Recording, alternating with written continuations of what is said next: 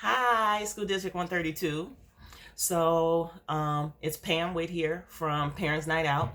Um, Interesting thing happened, the coronavirus. So we're doing everything that we can do online with this whole social distancing and trying to prevent making each other sick, especially our children. So a lot of you have been home for a couple of weeks now. I have trying to work from home with the 19 jobs I have. I'm sure all you guys are too, and trying to figure out what our new normal is. So Parents Night Out has turned into Parents Night In. This is the stay-at-home version. Let's play. Um, I really want you guys to first think about taking what's going on very seriously. It's not just about, oh man, the kids at home, when they gonna open the school back up. It's so much more than that. In our community, and particularly Calumet Park, I'm seeing so many people outside. I'm seeing restaurants still open. It's just kind of not the right thing to do right now. And I personally don't have money for fast food right now because I don't know how long this is going to go on. So I prefer to spend my money in the grocery store. But just something to think about. The country is shut down. It's not just Calumet Park or Blue Island. Blue Island got so scared they shut their whole police department down. Can you imagine what our society would do if or become if they keep doing things like that? So we have to take this very seriously. Some of you who may not be sick, I'm not sick. My daughters aren't sick, but I don't know, maybe I ran across somebody who was a carrier and now I'm a carrier and I may come into the school and make all of you sick. I don't know, because they don't know. And the they before them don't know, and the they before them don't know, all the way up to, commander in chief. We don't know. This is unprecedented, and it is a pandemic. And so in that vein, like I said, I just want everybody to take this seriously for the health of their children, their seniors, and themselves, because we 18 to 49, which is just, I got one more month of being 49, are in the mix, as well as people who, everybody can get it. Everybody, So what does this mean for our kids' education at the end of the day? We got to get used to a new normal. And everybody in the nation just became a homeschool teacher.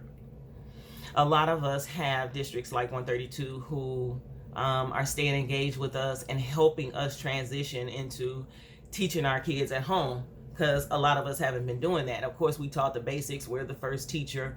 But as far as really teaching our kids, the basics, we haven't really had to do that. We've had the pleasure of having professionals do that for us. And so now, what to do? What do we do? I'm looking at my notes because it's so important to me that you guys understand that this is no small task what you guys are about to attempt to do. We don't know when the schools are going to open back up. And so we have to be as on point as we can as parents with keeping the kids in the right academic trajectory. So if they were working on multiplication, moving on to division, then you've got to move them on to division. Because if we look into the future, which we teach our kids to do all the time, think about next week, next month, next year, 5 years, 10 years. We teach them this all the time. We have to be present, and we have to be looking at what the next school year is going to look like. My estimate is that's probably what we're looking at. I hope not. I hope we get back into the schools before the school year ends, but we don't know. So let's say, devil's advocate, let's say we don't get back into school until the next school year. They walk in on testing. The IAR was kicked nationwide because of coronavirus. So we're walking in on some testing. when we walk in, and we need our kids to be prepared. That means moving them from what the teachers taught them last to what they had yet to learn for the rest of the school year. Or we might be looking at some kids getting put back, or we don't know how they're going to handle a nation of children not being in school for a whole semester. Will they just pass them on? And they just don't know this material? Will they cram it, trying to make every kid in the nation catch up to this semester that they missed? Or can we be at home making sure that our kid is not in that mix, that it is not an issue for us when we go and take our kids back to school next year, or the end of April, May, or whatever it is. I wouldn't want my kids to not be on point. It'll just be one more obstacle in the way. So let's talk about what teaching them at home looks like. Excuse me. I'm sure the school is giving you guys plenty of material to work on at home. When I was talking with some of the administrators, I was explaining kids are a whole different thing when they're at home. Their focus is not quite as serious when they're at home. So it's important that you have the tools from your teachers that you need so that you understand what it is that the kids need to learn. But how you deliver it has to be different than how a professional educator would deliver it, because you know how your kid is at home, right? So I've got a couple of suggestions, and one phenomenal favorite website, which if you were at Parent Night Out the last month, we did this. We talked about Khan Academy, KHAN Academy, on YouTube. You can go to .com. I prefer YouTube because I'm a visual learner. I like to see things. And on the YouTube channels, there is a video. He is your teacher. You can sit your kid at the desk, and the teacher is on screen teaching them step by step, especially math, step by step by step. They can pause, they can rewind, and just, really get the lesson in for everything it is they have to learn in that concept. So I love Khan Academy. It's thorough. To me, it says to a parent, hey, you don't have to know how we do math these days. I do. Just put your kid in front of me and I'll get it done. What a parent has to do behind that is go on and make sure that their kid understands that concept. So if they can explain it back to you, you know they have it. If you can teach me a linear equation, then I know you know linear equations, right? If you can't, I had twisted my head, y'all, and it's just all over the place. If you can't, then you didn't get that concept. We're going to do it for another 30 minutes or so. I'm going to go in here and peel these potatoes while you work on that, or whatever it is, But my concept, or my idea that I think could keep you guys really on the pulse of keeping them on track is doing 2 hours a day. Well, 2 hours, 3 times a day. So your kids are getting about 6 hours of instruction throughout the course of a day, right? You take out lunch and recess and the 2 minutes or a minute they have to get from one class to the other, things like that. They've got about 6 hours worth of instruction every day. So at home, we can't just, we can't do a straight 6 hours. One, I don't have the patience for it. Let's be honest. I'm not a teacher. I don't want to sit for 6 hours straight. And actually the teachers don't either, because they're rotating kids and lessons and classes and things like that. So 2 hours, 3 times a day. Get up, eat your breakfast, do 2 hours on Khan Academy, or do an hour of Khan Academy and an hour of school district instruction, that package that you got from school. Mom, check over it, make sure the concepts are understood. Jot down some notes on things that kid needs to work on for the next session, which will be in an hour. So go play your video game, walk the dog, play basketball in the backyard, whatever it is that you guys are doing to help pass the time while we're all on a stay-at-home order. And then jump back in there, do another 2 hours, rinse and repeat 3 times. So 2 hours, 3 times a day.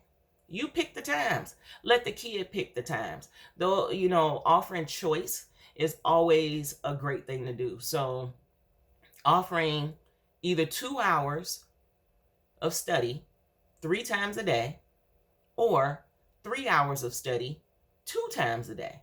Do 3 in the morning, 3 at night. It depends on how your kid gets down.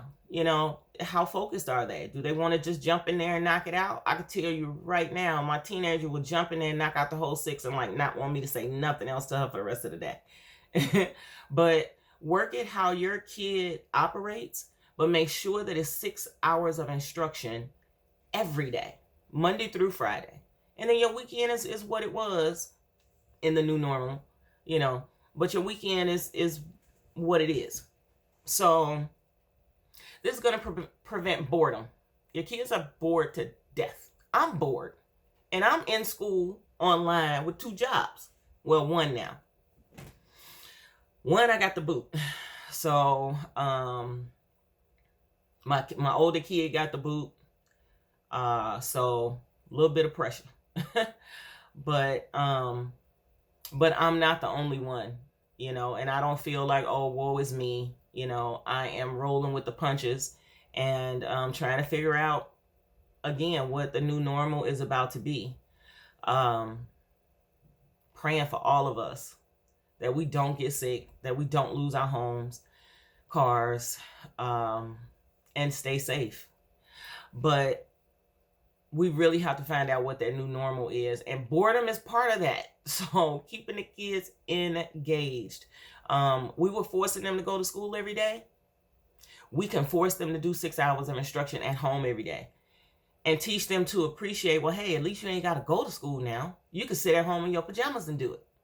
So encouraging them to stay encouraged. Encouraging them to understand that this will be over. And we will be back on the mission of educating ourselves that we were on before.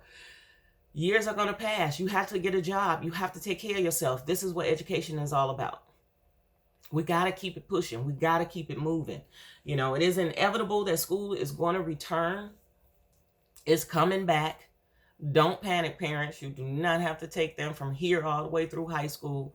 I have faith in the people that are running this and in God. More God, of course. But we're going to get back on track. We're going to get this back together. We as parents just have to hold it together. Hold these kids together. Keep them learning while we go through this and figure this out. It's important also, I think, parents, that you guys understand that this is nothing that we can rush. If they open the doors to those schools in this nation too soon, it could make all of our children sick. All of them. And what are we going to do? So, yeah, keep that school closed, because I want to know that when my kid comes in there, that they're safe. I don't want them looking at each other like adults are doing now. I sneezed in the grocery store. People were looking at me like, oh my God, she got it. I don't want that in schools. I don't want kids wanting to fight each other because you're giving it to me and you get, we all know how kids are. So let's not rush this. Let's stay focused and let's take our boredom and theirs and make some fun learning opportunities, at home. It's going to prevent a drama-filled school year when we do get back in school. And again, School District 132 is probably one of the first schools that are so forward and so ahead with trying to make sure that all the kids have their technology. If we're watching the news, we know there are so many children who do not have any tech at home. Thanks to Comcast and AT&T and Miss Munn, I think she said there was another company who was offering free internet so that the kids can get their work done. Take advantage of that, because we all know we'll be back to regular bills real soon. Um, this is the one thing we do have control over, and that's our kids' education. Still, we have control over that. So let's take advantage of it. While our administrators and staff and other leaders work to figure out what's going to happen from here. Education will take a dramatic change from here. And the online presence is going to always be there from this point on, I guarantee you. I was also talking, when I was talking with administrators, we were talking about what they're doing on the high school level. High school level was already doing this. If you're absent, you cannot be if you're doing your homework online on your iPad. When there were snow days, they still counted as a school day because they were doing, the work online. So it's a great time to get acclimated. To all my parents and grandparents who, I don't know how to do that. I told y'all at the parent program last year, get over it. This is the new world. This is the new normal. And it is that online presence. That phone, that tablet, that iPad, that computer, those are the ways that we're going to have to start communicating with one another. And it's absolutely the way that learning is going to move forward. So I hope this helped you guys. 2 hours, 3 times a day, kids on homework. 3 hours, 2 times a day. Or whatever way you and your family can squeeze in 6 hours of instruction. And you can have all of them on it at the same time,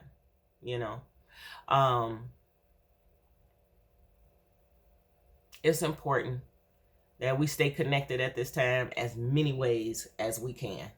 And, one of those ways is staying in eye contact without being in physical contact, and staying engaged with each other and talking about what things are working best for you at home so that you can help the next parent, work out their issues and concerns as far as education and parenting at home. If you have some ideas, some comments, some suggestions, drop it in the comments below. And let's start a conversation about how we're all faring with the kids at home. Because I guarantee you there are some parents at home right now that's knocking it out the park. Kids might come back to school and make a double or something. And then there are some who are frustrated and really not understanding how to get a handle on how to do this. Let's all talk about it. Drop any ideas and comments below and let's start a dialogue. I'm going to do this again for the next parent night out. Drop some suggestions on what you guys want to talk about, with regard to what our new normal looks like. Because, it's just unprecedented. And how are we all handling it? Especially as, like me, we lose our jobs, our kids lose their jobs. I'm ordering most of my food from the grocery store because I don't want to go into the grocery store, especially around here where nobody's taking it seriously. Let's talk about it. Let's get a conversation started as it pertains to our kids' education, family, parenting, and see what topics we can come up with to discuss for next month, and what our next moves will be, what it looks like for us with our kids in this new world. So let's talk about it. Parent night out, School District 132. Let's start talking. I'll see you next month, but let's talk tonight.